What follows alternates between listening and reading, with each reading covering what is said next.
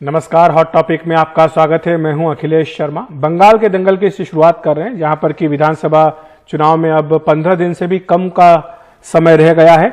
ऐसे में बीजेपी और टीएमसी दोनों ने अपनी ताकत झोंकनी शुरू कर दी है। आज मुख्यमंत्री ममता बनर्जी ने अस्पताल से छुट्टी के बाद पुरुलिया में व्हील चेयर पर रैली की। वहीं गृह मंत्री अमित शाह रानी बांध में लोगों से मुखातिब हुए। ममता बनर्जी ने कहा कि उन्हें हादसे में चोट लगी, लेकिन उनकी किस्मत अच्छी थी कि वो बच गई। उन्होंने कहा कि कुछ लोग सोचते थे कि टूटे पैर के साथ नहीं निकलूंगी, लेकिन लोगों का दर्द मेरे दर्द से बड़ा है।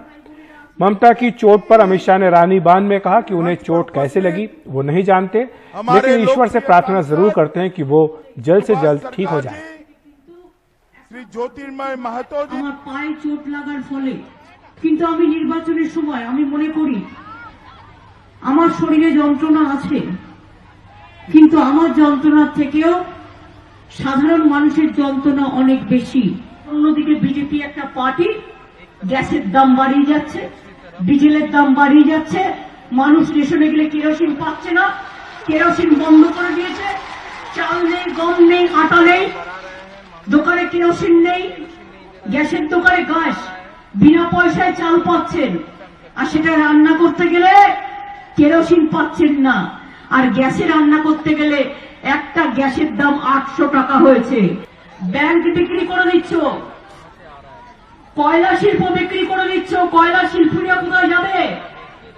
কয়লা শ্রমিকরা কোথায় যাবে? কোল ইন্ডিয়া, বিসিসিএল, ইসিসিএল স্টিল বন্ধ করে দিচ্ছ, বিএসএনএল বন্ধ করে দিচ্ছ, রেল বিক্রি করে দিচ্ছ, এয়ার ইন্ডিয়া বিক্রি করে দিচ্ছ, ব্যাংক বিক্রি করে দিচ্ছ, সেল বিক্রি করে দিচ্ছ, নোটবন্দি করে অনেক টাকা কামিয়েছ। সেই টাকা দিয়ে কামিয়েছ হাজার হাজার লক্ষ লক্ষ কোটি টাকা, আর লোককে ভিক্ষা দাও ইলেকশনের সময় 500 টাকা, 5000 টাকা। ममता जी के पैर में चोट आई, देखा है ना आपने, चोट आई है। अब ये तय नहीं हो रहा कि चोट कैसे आई, जांच चल रही है। तृणमूल और कांग्रेस वाले कहते हैं कि बड़ा षड्यंत्र हो गया और चोट करा दी। चुनाव आयोग कहता है हमला नहीं हुआ है, हादसा हुआ है। भगवान जाने सच कौन है। मगर दीदी, आपके पैर में चोट आई, आप इतनी आहत हो गई हो, बहुत दुखी हो गई हो, व्हील चेयर में घूमती है। मगर मैं उनको पूछना चाहता हूं, मेरे 130 कार्यकर्ता जिनकी जान आपकी राजनीतिक हिंसा ने ली है, उनकी माताओं का दर्द आप जानती है। मैं तो ईश्वर से प्रार्थना करता हूं आप जल्दी अच्छी हो जाएं। मगर अच्छा होता कि 130 लोगों के लिए भी आपके दिल में थोड़ा दर्द होता। उधर नंदीग्राम में ममता बनर्जी से मुकाबला कर रहे शुभेंदु अधिकारी ने पश्चिम बंगाल की मुख्यमंत्री ममता बनर्जी पर अपने नामांकन में जानकारी छुपाने का आरोप लगाया है। शुभेंदु अधिकारी ने चुनाव अधिकारी से ममता बनर्जी की शिकायत की। शुभेंदु का कहना है कि ममता बनर्जी ने अपने ऊपर चल रहे मामलों का जिक्र नामांकन पत्र में नहीं किया है। उन्होंने ममता बनर्जी के खिलाफ दर्ज 6 मामलों का ब्यौरा अपनी शिकायत में दिया। नंदीग्राम में मुख्यमंत्री ममता बनर्जी का मुकाबला शुभेंदु अधिकारी से है, जो पहले ममता बनर्जी के खास सहयोगी माने जाते थे। और किसान आंदोलन पर मोदी सरकार को पहली बार अंदर से ही बड़ा विरोध झेलना पड़ा है। मेघालय के राज्यपाल सत्यपाल मलिक ने मोदी सरकार को चेताया है कि वे किसानों को खाली हाथ न जाने दें। उन्होंने कहा कि सरदार 300 साल तक नहीं भूलते हैं। 1 साल से राज्यपाल पद पर 3 तबादले झेल चुके सत्यपाल मलिक पश्चिमी उत्तर प्रदेश के अपने गृह जनपद पहुंचे और किसान आंदोलन पर खुलकर पक्ष रखा। उन्होंने किसानों की इस मांग का समर्थन किया कि एमएसपी को कानूनी मान्यता दे दी जाए। उन्होंने खुलासा किया कि राकेश टिकैत की गिरफ्तारी रोकने के लिए उन्होंने पीएम और गृह मंत्री से बात की थी और वो पीएम को सलाह दे रहे हैं कि किसानों को खाली हाथ न जाने दिया जाए। अब भी कल मैं एक बहुत बड़े जर्नलिस्ट से मिलके आया हूं, जो प्रधानमंत्री के बहुत अच्छे दोस्त हैं, और मैंने उन्हें कहा कि भाई मैं तो कोशिश कर ली, अब तुम उनको समझाओ ये गलत रास्ता है। किसानों को दबा के यहाँ से भेजना अपमानित करके दिल्ली से भेजना। पहले तो ये जाएंगे नहीं, ये जाने को नहीं आए दिल्ली में। दूसरे चले गए तो ये 300 बरस भूलेंगे नहीं, लिहाजा इनको कुछ देके, एक चीज है ज्यादा करना भी नहीं है, सिर्फ एमएसपी का कानूनी तौर पे उसको मान्यता दे दो। अगर एमएसपी को कानूनी मान्यता दे देंगे तो इन कानूनों में तो जो जो संशोधन चाहते हैं किसान दे देंगे, सरकार तैयार है, मांग खत्म हो जाएगा। लेकिन अगर ये ज्यादा चलता रहा तो मैं नहीं जानता आप में से कितने लोग जानते हो, लेकिन मैं सिखों को जानता हूं। मिसेस गांधी ने जब ब्लू स्टार किया उसके बाद उन्होंने अपने फार्म हाउस पे 1 महीना महामृत्युंजय का यज्ञ कराया। अरुण नेहरू ने मुझे बताया कि मैंने कहा कि पूरी आप तो एक बात नहीं मांगती थी, आप ये क्यों करा रही हैं? तो उन्होंने कहा कि तुम्हें पता नहीं है, मैंने इनका अकाल तक तोड़ा है, ये मुझे छोड़ेंगे नहीं। राज्यपाल मलिक के इस बयान के बाद विपक्षी दलों ने कहा कि सरकार को अब होश में आ जाना चाहिए, क्योंकि संवैधानिक पदों पर बैठे लोग भी इन कृषि कानूनों के खिलाफ हैं। राज्यपाल की नियुक्ति सरकार करती है और वो एक संवैधानिक पोस्ट पे होते हुए भी उन्होंने ये साहस दिखाया कि सरकार की जो नीतियां हैं उसके खिलाफ वो बोल पाए। और ये साहस अब बीजेपी के अंदर के उन सांसदों को भी दिखाना चाहिए जो मूल रूप से इस बिल के खिलाफ हैं। ऐसे बहुत से सांसद हैं जो व्यक्तिगत रूप से बातचीत में आपसे ये कहेंगे कि नहीं, सरकार को ऐसा नहीं करना चाहिए और बिल वापस लेना चाहिए, लेकिन शायद वो साहस नहीं जुटा पा रहे हैं जो साहस महामहिम राज्यपाल सत्यपाल मलिक जी ने दिखाया है। पहली बार इस देश में हो रहा है कि एक संवैधानिक पद पर बैठा हुआ व्यक्ति सरकार से ही गुहार लगा रहा है कि ये काले कानून वापस लें, और उन्होंने चेतावनी भी दी है कि किसान अपने ऊपर हुए अत्याचारों को 300 साल तक नहीं भूलता है। तो ये सच्चाई है। सरकार, मैं समझता हूँ कि कुंभकर्ण की नींद से सरकार को जागना चाहिए और इन तीनों काले कृषि कानूनों को वापस लेना चाहिए।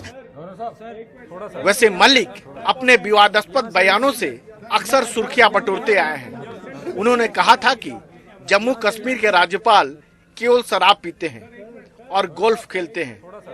उन्होंने आतंकवादियों से भ्रष्ट नौकरशाहों को गोली मारने की अपील भी की थी। मलिक राज्यपाल होने के साथ साथ पश्चिमी उत्तर प्रदेश में जाटों के नेता भी हैं। इस इलाके में जाटों की नाराजगी बीजेपी को भारी पड़ सकती है, क्योंकि पिछले 3 चुनाव में जाटों ने खुलकर बीजेपी का साथ दिया था। मलिक का बयान ऐसे समय में सामने आया है जब किसान आंदोलन को देश भर में फैलाने की कोशिश हो रही है, और कहीं न कहीं ये बयान सरकार के भीतर बन रहे मतभेद का इशारा भी है। नई दिल्ली में कैमरामैन एन रवि और अखिलेश शर्मा के साथ राजीव रंजन, एनडीटीवी इंडिया।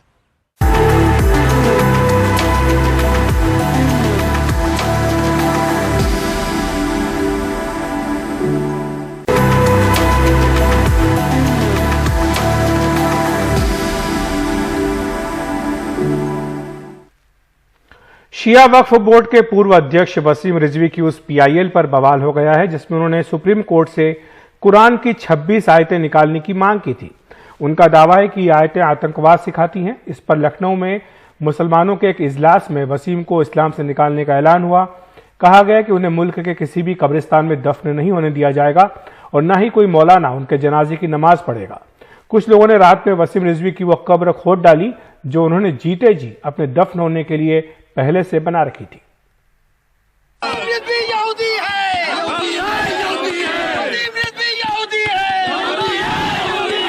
वसीम के खिलाफ मुसलमानों का गुस्सा अलग अलग शक्ल में अलग अलग जगह जाहिर हो रहा है। लखनऊ में बड़े इमामबाड़े के सामने हुए इस सम्मेलन में शिया सुन्नी दोनों फिरकों के मौलानाओं ने उन्हें इस्लाम से खारिज करने और उनके खिलाफ मुकदमा चला के गिरफ्तार करने की मांग की। मकसद उसका बिल्कुल साफ है, तो उसको अपने को बचाना है। सीबीआई जांच हो रही है और उसके अलावा वक्फ काउंसिल जो सेनेटर है उसने भी इसके खिलाफ रिपोर्ट पूरी टोटल दे दी है। इसने बड़ी बेईमानियाँ की हैं, बड़े बहुत गबन किए इसने। दूसरी को ख़तरनाक इत्तला हमको ये भी मिली है सूत्रों से कि अभी कुछ दिन पहले नेपाल गया था, वहाँ चीनी और कुछ पाकिस्तानी लोगों से वहाँ इसकी मुलाकात हुई। इसके बाद कुछ लोगों ने लखनऊ में ताल कटोरे की करबला में वसीम की हयाती कब्र के टुकड़े टुकड़े कर दिए। हयाती कब्रें वो कब्रें होती हैं जिन्हें लोग अपनी जिंदगी में अपनी पसंद की जमीन खरीद कर उस पे कब्र की अनुकृति बना देते हैं।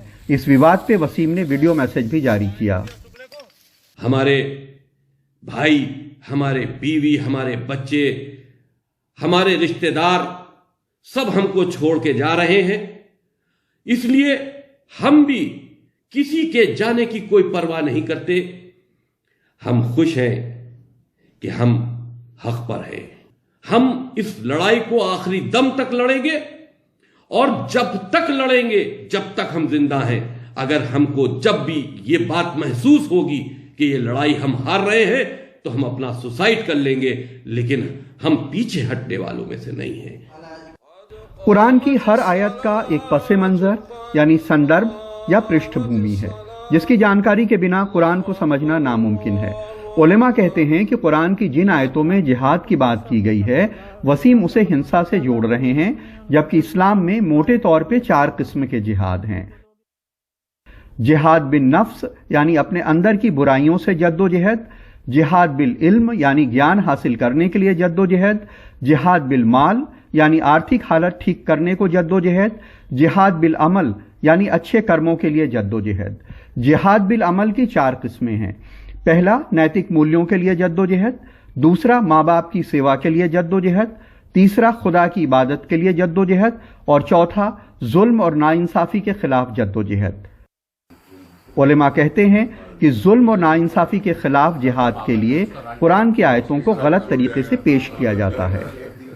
पूरे कुरान मजीद में चैलेंज के साथ हम कहते हैं, जहां जहां क़िताल का लफ्ज़ आया, जहां क़िताल का लफ्ज़ आया है, वहां कुरान ने यह बयान दिया है कि देखो, अगर तुम पर हमला हो, तुम्हारे साथ जंग की जाए, तब तुम जंग लड़ो।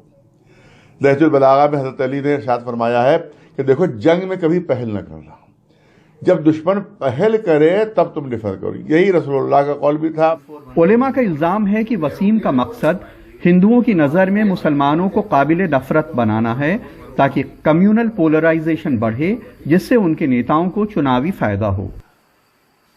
तमाम धर्मों की बहुत सारी बातों को लेकर के विद्वानों में हमेशा से मतभेद रहे हैं, लेकिन यह मतभेद नहीं, ये शोशेबाजी है और इसका नतीजा सिर्फ विभाजन ही हो सकता है।